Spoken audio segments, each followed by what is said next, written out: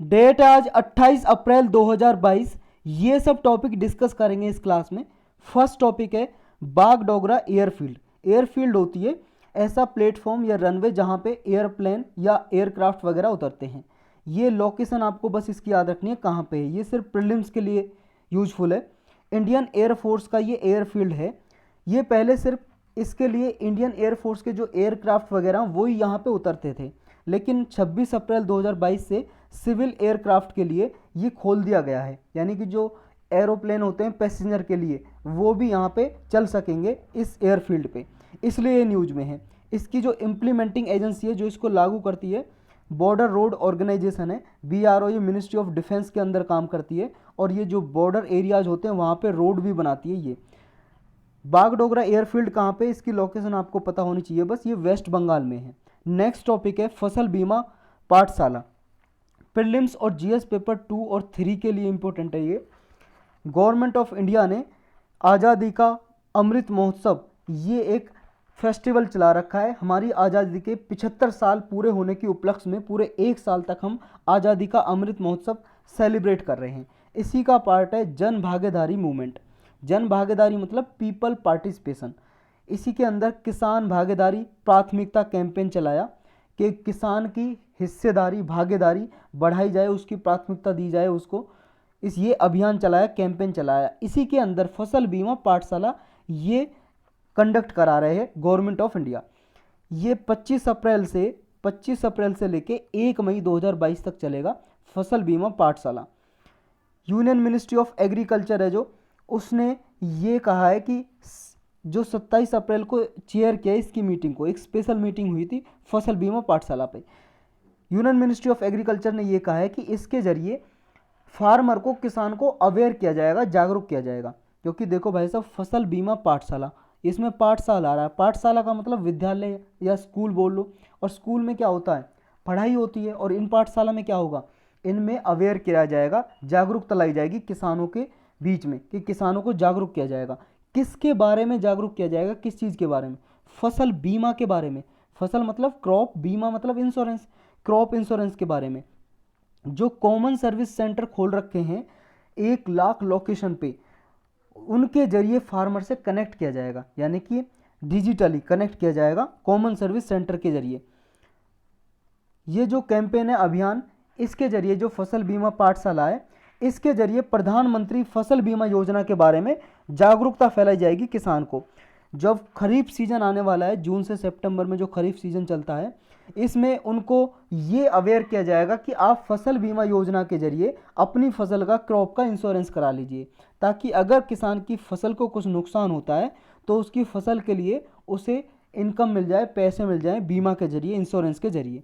तो इस कैंपेन के अंदर प्रधानमंत्री Fasal Bima Yojana, restructured weather based crop insurance scheme बोल लो, इसके बारे में अवेयर कराना है, ताकि ज़्यादा से ज़्यादा फार्मर इनरोल करें, यानी कि अपनी फसल का बीमा कराएं और इस स्कीम का, योजना का बेनिफिट उठा सकें। नेक्स्ट टॉपिक है टैक्स कलेक्शन। प्रीलिम्स और GS पेपर 3 के लिए इंपॉर्टेंट है। देखो, जो फाइनेंशियल ईयर है 2022 का, इसमें इंडिया ने नेट डायरेक्ट टैक्स कलेक्शन अब तक का सबसे ज़्यादा हासिल किया है। 14,09,640 करोड़ के लगभग ये डायरेक्ट टैक्स आया है। डायरेक्ट टैक्स जैसे इनकम टैक्स हो गया या कंपनीज की इनकम पे टैक्स लगता है, तो ये डायरेक्ट टैक्स है जो सबसे ज़्यादा आया है इस साल। ये जो central board of direct tax के चेयरमैन है JB मोहपात्रा, उन्होंने ये बताया है अब तक का सबसे ज़्यादा है। अगर हम देखें पिछले साल का 2020-21 का, तो वो था ओनली 9,45,000 करोड़ रुपीज़, और अब कितना है 14,09 लाख करोड़ रुपीज़, यानी कि 4.5 लाख करोड़ के लगभग अपवर्ड हो गया है, यानी कि ज़्यादा हमें मिला है डायरेक्ट टैक्स के जरिए रेवेन्यू गवर्नमेंट को। यानी कि पिछले साल से देखें तो 49% इंक्रीज हुआ है, 49% इंक्रीज। ये जो कलेक्शन है अब तक का बेस्ट है इनकम टैक्स और कॉरपोरेशन टैक्स का, ये डायरेक्ट टैक्स में आते हैं। इसके जरिए direct tax to GDP ratio लगभग 12% हो गया है। Direct tax to GDP ratio का मतलब है डायरेक्ट टैक्स जितना भी गवर्नमेंट को हासिल हुआ है, रेवेन्यू हासिल हुआ है डायरेक्ट टैक्स के जरिए, डायरेक्ट टैक्स को ऊपर रखो और इसे डिवाइड कर दो जीडीपी से, जितनी टोटल जीडीपी है। ये हो गया direct tax to GDP ratio, इसका अनुपात आ गया। ये अब 12% के अराउंड हो गया है, लेकिन आने वाले 5 से 10 सालों में ये लगभग 15 से 20% हो जाएगा direct tax to GDP ratio. Direct tax collection है इस साल का इनडायरेक्ट टैक्स कलेक्शन को सरपास कर गया है, यानी कि जितना हमने इनडायरेक्ट टैक्स के जरिए रेवेन्यू हासिल किया है गवर्नमेंट ने, उससे ज़्यादा डायरेक्ट टैक्स से किया है। देखो ये यूपीएससी स्टेटमेंट में देके पूछ लेती है कि इस साल फाइनेंशियल ईयर 2021 से लेके 2022 का जो फाइनेंशियल ईयर है, यानी कि 1 अप्रैल 2021 से लेके 31 मार्च 2022 तक का ये फाइनेंशियल ईयर है 2021-22 का। तो इस साल में कौन सा टैक्स कलेक्शन ज़्यादा रहा, डायरेक्ट टैक्स या इनडायरेक्ट टैक्स? तो याद रखना डायरेक्ट टैक्स रहा, और पिछले साल से लगभग 4.5 लाख करोड़ ज़्यादा रहा। टोटल की बात हो तो 14 लाख करोड़। कितना परसेंट इंक्रीज हुआ पिछले साल से? तो 49%। ये अराउंड 50% भी दे सकता है। तो ये आपको याद रखना है, ये चीज़ें पूछ लेगा यूपीएससी स्टेटमेंट में देके, कई बार पूछी भी है। नेक्स्ट टॉपिक है United states commission on international religious freedom. Prelims और जीएस पेपर 2 के लिए इंपॉर्टेंट है ये एक रिपोर्ट है जो जारी की है, एनुअल रिपोर्ट जारी होती है। ये यूनाइटेड स्टेट का कमीशन है जो रिपोर्ट जारी करता है इंटरनेशनल रिलीजियस फ्रीडम के रिगार्डिंग, यानी कि किस देश में कितनी रिलीजियस फ्रीडम है, धार्मिक स्वतंत्रता कितनी है, किस देश में वहाँ के लोगों को अपने धर्म को सही से प्रैक्टिस करना, प्रोपेगेट करना, स्प्रेड करने की आज़ादी कितनी है, उसके आधार पर ये रिपोर्ट जारी की जाती है। यूएस का, अमेरिका का ये कमीशन है, एनुअल रिपोर्ट जारी करता है। 2022 की रिपोर्ट अभी जारी की इसने, United states commission on international religious freedom ने। रिपोर्ट का नाम है कंट्री ऑफ पर्टिकुलर कंसर्न। इसकी मतलब कैटेगरी में डाला है इंडिया को, कंट्री ऑफ पर्टिकुलर कंसर्न। ये कैटेगरी जो होती है बताती है कि किस देश में रिलीजियस फ्रीडम की कंडीशन कैसी है। और जब किसी कंट्री को इस लिस्ट में डालता है ना ये commission, country of particular concern, इसका मतलब है वहाँ पे रिलीजियस फ्रीडम है जो बहुत ही पुअर है, यानी कि वहाँ पे धार्मिक स्वतंत्रता लोगों को बहुत कम दी जा रही है, वो अपने धर्म को सही से नहीं प्रोपागेट कर सकते या फिर प्रैक्टिस कर सकते।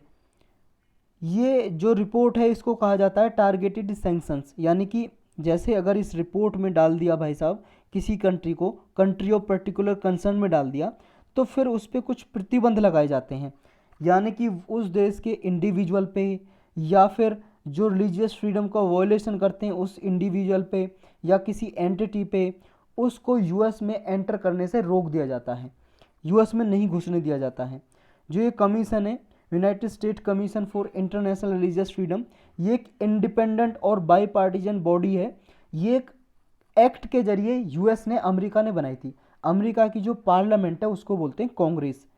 कांग्रेस ने ये पास करके इंटरनेशनल रिलीजियस फ्रीडम एक्ट 1998 पास करके इस कमीशन को बनाया था। ये कमीशन रिकमेंडेशन देता है पॉलिसी के लिए प्रेसिडेंट को, यूएस के, अमेरिका के प्रेसिडेंट को, सेक्रेटरी ऑफ स्टेट को, सेक्रेटरी ऑफ स्टेट वहाँ के फॉरेन अफेयर मिनिस्टर को बोलते हैं, विदेश मंत्री को, और कांग्रेस को, कांग्रेस वहाँ की पार्लियामेंट को बोलते हैं। ये देखो कोई एनजीओ वगैरह नहीं है, ये ऑर्गेनाइजेशन है जो एक्ट के जरिए बनाई गई है वहाँ, और ये 9 पार्ट टाइम कमिश्नर इसको लीड करते हैं, यानी कि इसका नेतृत्व करते हैं, जो प्रेसिडेंट द्वारा अपॉइंट किए जाते हैं। वहाँ का राष्ट्रपति है जो अमेरिका का, वो इनको नियुक्त करता, अपॉइंट करता। 9 पार्ट टाइम जो कमिश्नर है इसके, जो इसका नेतृत्व करते हैं। नेक्स्ट टॉपिक है इंटरनेशनल फाइनेंस कॉरपोरेशन। ये प्रीलिम्स और जीएस पेपर 3 के लिए इंपॉर्टेंट है। Medical education and drugs department, इस डिपार्टमेंट ने मिलकर इंटरनेशनल फाइनेंस कॉरपोरेशन के साथ एक जॉइंट वेंचर साइन किया है। ये समझ लो किस लिए साइन किया है। देखो ये पब्लिक प्राइवेट पार्टनरशिप के जरिए एजुकेशन को, मेडिकल एजुकेशन को प्रमोट करना है महाराष्ट्र में। ये महाराष्ट्र में ये मॉडल पब्लिक प्राइवेट पार्टनरशिप पे ये प्रमोट किया जाएगा। ये आईएफसी क्या है, ये हमारा मेन मकसद है इसमें जानना। आईएफसी जो है ये देखो इस मॉडल के लिए मेडिकल एजुकेशन का मॉडल है, जो इसमें फैसिलिटी कैसे डेवलप की जाए, हॉस्पिटल की फैसिलिटी कैसे डेवलप की जाए, इसके लिए आईएफसी एडवाइस देगा, एडवाइज़र का काम करेगा महाराष्ट्र में। तो ये आईएफसी है क्या, इंटरनेशनल फाइनेंस कॉरपोरेशन। देखो ये वर्ल्ड बैंक का ही पार्ट है, वर्ल्ड बैंक ग्रुप का। वर्ल्ड बैंक आप जानते हो, उसके लिए इकोनॉमी की प्लेलिस्ट में स्पेशल लेक्चर पड़ा हुआ है, वो आप देख सकते हो, बहुत ही इंपॉर्टेंट टॉपिक है ये। वर्ल्ड बैंक है जो 5 इसके मेंबर ग्रुप है, एक ग्रुप है 5 मेंबर हैं इसके, ये समझ लो 5 मेंबर का मतलब है 5 इसकी ऑर्गेनाइजेशन है। उन 5 ऑर्गेनाइजेशन को, संस्था को मिला के बोलते हैं वर्ल्ड बैंक ग्रुप या वर्ल्ड बैंक। उनमें से एक IFC भी है, इंटरनेशनल फाइनेंस कॉरपोरेशन। ये इंटरनेशनल फाइनेंशियल इंस्टीट्यूशन है। ये काम क्या करता है, देखो वर्ल्ड बैंक में ये एक तरह से ऐसा है जो प्राइवेट सेक्टर डेवलपमेंट के लिए काम करता है। किसी भी डेवलप कंट्रीज़ की प्राइवेट सेक्टर जो कंपनियां हैं उनको एक तरह से ये लोन प्रोवाइड करता है, उनके इन्वेस्टमेंट में सहायता करता है, उन्हें एडवाइस देता है, एसेट मैनेजमेंट सर्विस प्रोवाइड करता है। वर्ल्ड बैंक ग्रुप का मेंबर है, इसका हेडक्वार्टर है वाशिंगटन DC में, यूनाइटेड स्टेट की जो कैपिटल है, राजधानी है, वहाँ पे इसका हेडक्वार्टर है। 1956 में इसको बनाया गया था वर्ल्ड बैंक ग्रुप की प्राइवेट सेक्टर आर्म के जरिए, मतलब प्राइवेट सेक्टर आर्म की तरह बनाया गया था, यानी कि प्राइवेट सेक्टर को ये फ़ायदा पहुंचाता है, सहायता करता है, mainly IFC international finance corporation. Economic development में सहायता करता है इन्वेस्टमेंट के जरिए। पॉवर्टी को रिड्यूस करना इसका टारगेट है वर्ल्ड बैंक का, और डेवलपमेंट को प्रमोट करना, तो IFC का भी यही काम है। ये इन्वेस्ट करता है ताकि प्रॉफिट हो इसको और आगे इन्वेस्ट किया जा सके दूसरी कंट्रीज़ में। इसका मालिक कौन है, इसके मालिक जो मेंबर कंट्रियां वही हैं, यानी कि वर्ल्ड बैंक के जो मेंबर हैं वही इसको ओन करते हैं, गवर्न करते हैं, और वो इसकी एग्जीक्यूटिव लीडरशिप की तरह काम करते हैं। नॉर्मल बिजनेस कंडक्ट करने के लिए इसका अपना स्टाफ होता है जो इसका डे टू डे एडमिनिस्ट्रेशन देखता है।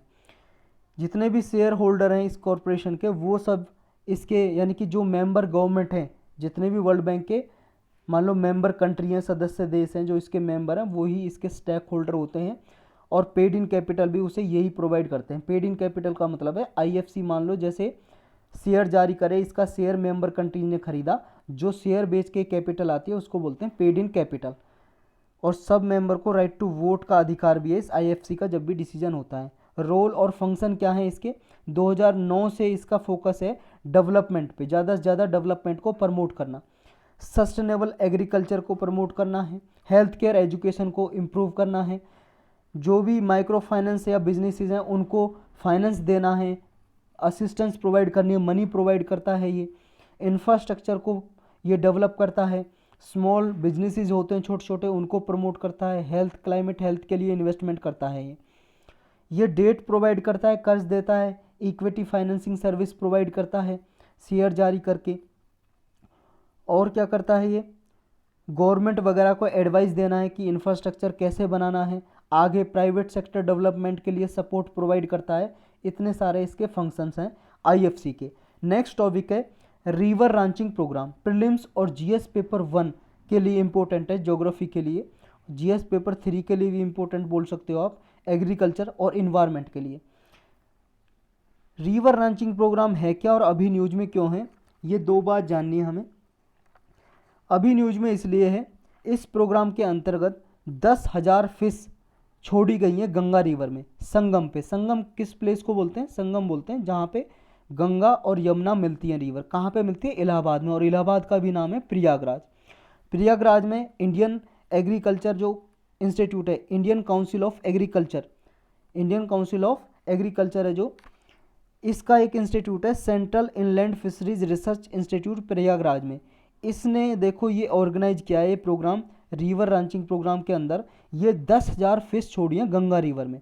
ये काटला, रोहू, मृगल, ये फिश की प्रजाति का नाम है, स्पीसीज है फिश की ही, ये छोड़ी हैं यहाँ पे गंगा रिवर में।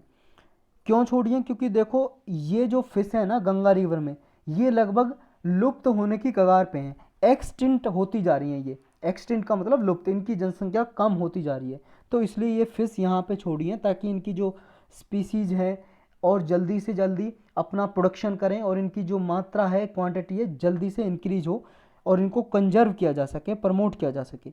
रिवर रांचिंग प्रोग्राम देखो 2021 में लॉन्च किया था उत्तर प्रदेश से ही, नेशन वाइड, पूरे राष्ट्र में। रिवर रांचिंग का मतलब क्या होता है, रांचिंग का मतलब होता है किसी का पालन करना, और इसमें किसका पालन करना है, फिश का, मछलियों का पालन करना। तो रिवर रांचिंग एक्वाकल्चर की एक फॉर्म है जिसमें फिश स्पीसीज के पॉपुलेशन पे ध्यान दिया जाता है। जैसे साल्मोनिक फिश की प्रजाति है, पहले फर्स्ट स्टेज में इनको कैद करके रखा जाता है, कैप्टिविटी का मतलब है कैद करके, फिर इनको रिलीज कर दिया जाता है पानी में।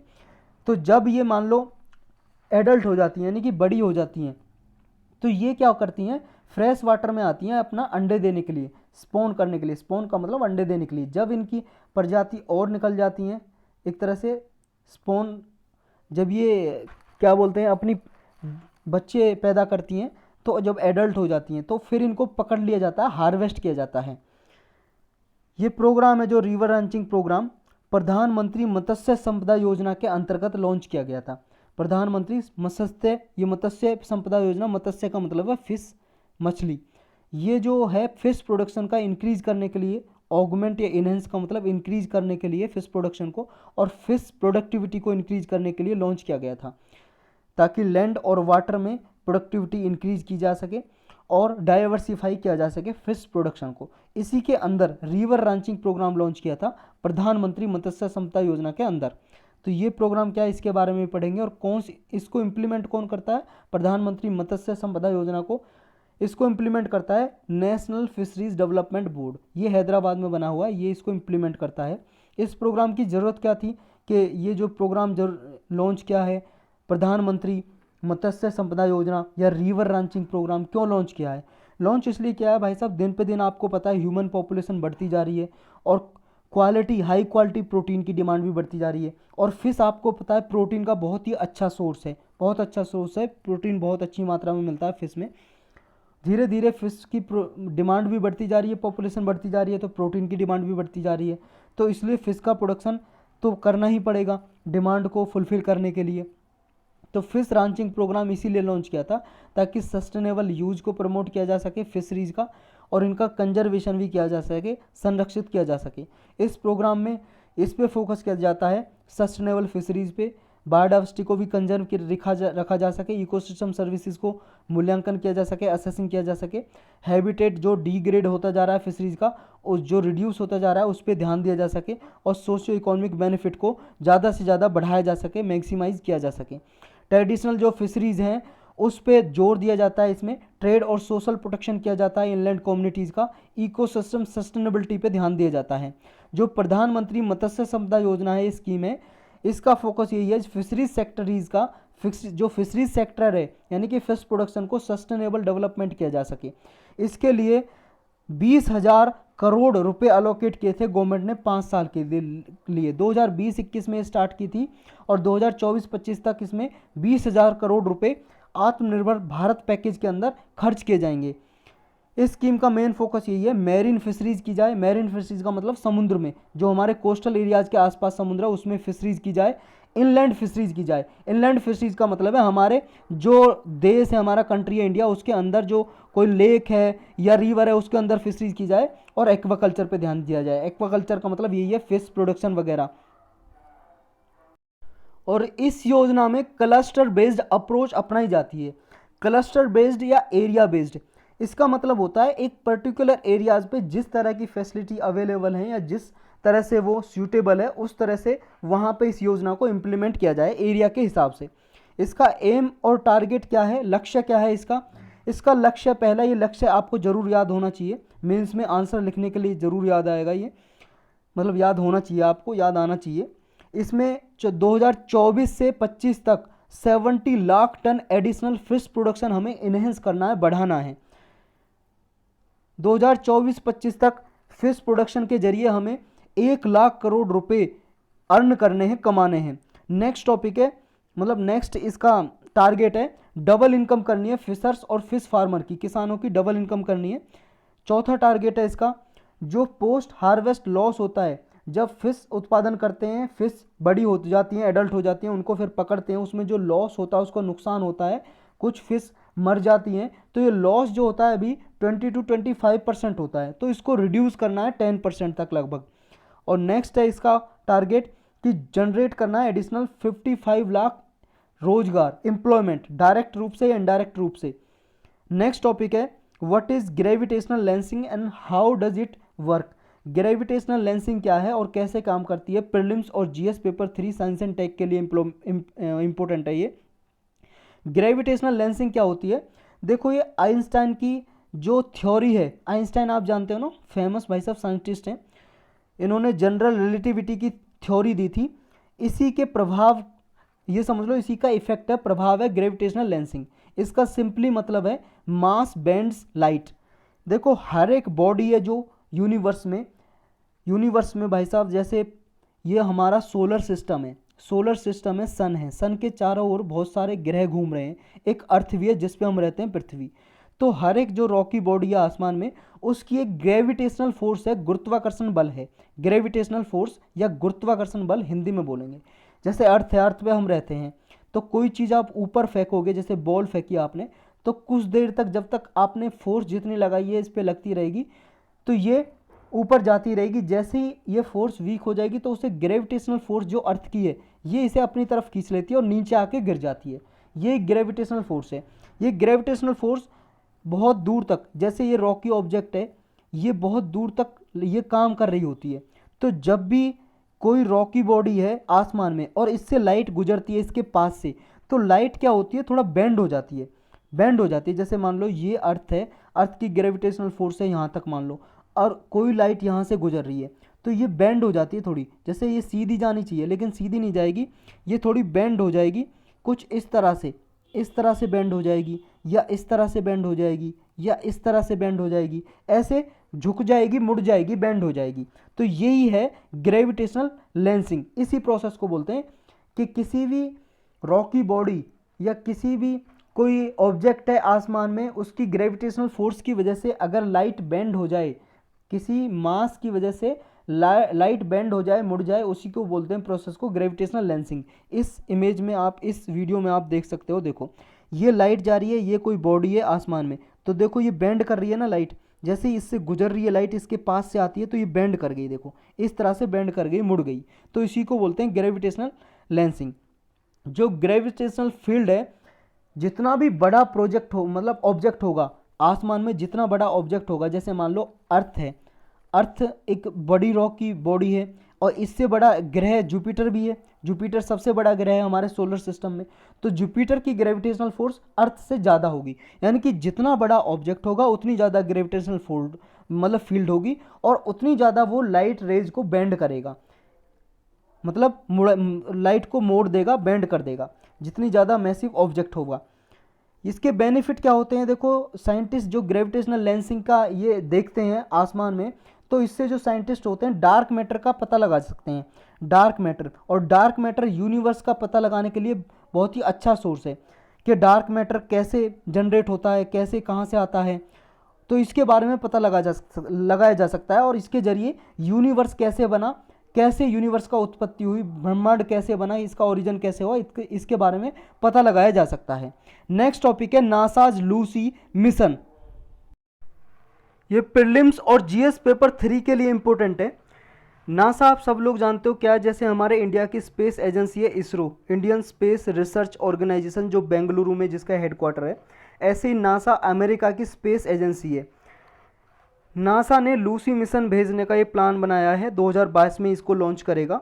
कहाँ पे भेजेगा इसको, एस्ट्रॉइड का एक्सप्लोरेशन किया जाएगा इसके जरिए। जुपिटर के पास जो ऑर्बिट करते रहते हैं एस्ट्रॉइड, आप सबको पता है भाई साहब, हमारा जो सोलर सिस्टम है ये सन है, सन के चारों ओर 8 ग्रह घूम रहे हैं।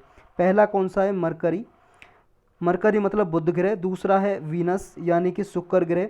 फिर है अर्थ यानी कि पृथ्वी। फिर है मार्स मंगल ग्रह। फिर आता है आपका जुपिटर यानी कि बृहस्पति ग्रह। फिर आता है सैटर्न यानी कि आपका शनि, और फिर यूरेनस और नेपच्यून। ये 8 ग्रह घूम रहे हैं सन के चारों ओर। सबसे नज़दीक कौन सा है सन के, मरकरी, लेकिन सबसे नज़दीक होने के कारण भी टेम्परेचर इसका ज़्यादा नहीं है, टेम्परेचर तापमान सबसे ज़्यादा है वीनस पे। उसका कारण है क्योंकि वीनस पे, शुक्र ग्रह पे CO2 कार्बन डाइऑक्साइड बहुत ज़्यादा मात्रा में है यहाँ पे, और कार्बन डाइऑक्साइड एक ग्रीन हाउस गैस है, ये टेम्परेचर को एब्जॉर्ब करती है। तो वीनस का सबसे ज़्यादा टेम्परेचर है पूरे ग्रह में। और अर्थ आता है तीसरे नंबर पे। सबसे बड़ा ग्रह है जुपिटर यानी कि बृहस्पति ग्रह। सबसे कम टाइम चक्कर लगाने में सन के मरकरी को लगता है, और सबसे ज़्यादा नेपच्यून, क्योंकि सबसे ज़्यादा दूर ये है। तो ये जो मार्स और जुपिटर ग्रह है, इसके बीच में एक एस्ट्रॉइड बेल्ट घूम रही है चारों ओर सन के। एस्ट्रॉइड बेल्ट का मतलब है छोटे छोटे क्षुद्र ग्रह बोलते हैं, क्षुद्र ग्रह छोटे छोटे, वो चारों ओर इसके घूम रहे हैं। आगे देखेंगे हम कि इमेज में कैसे होते हैं ये।